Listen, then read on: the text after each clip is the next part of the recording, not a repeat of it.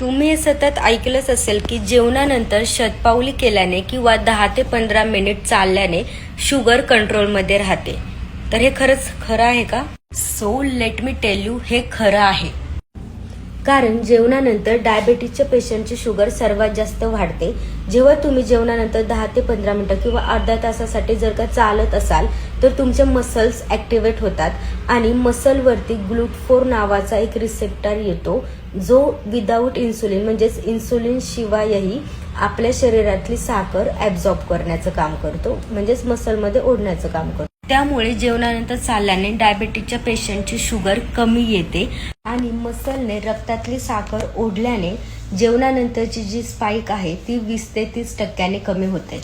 त्यामुळे डायबेटिसच्या पेशंटने प्रत्येक जेवणानंतर 15 ते 20 मिनिट चालायलाच हवं आणि त्यातली त्यात इंडियन लोकांनी तर चालायलाच हवं. कारण का भारतीयांमध्ये रात्रीचे जेवण थोडेसे कार्बोहायड्रेट हेवे असतात.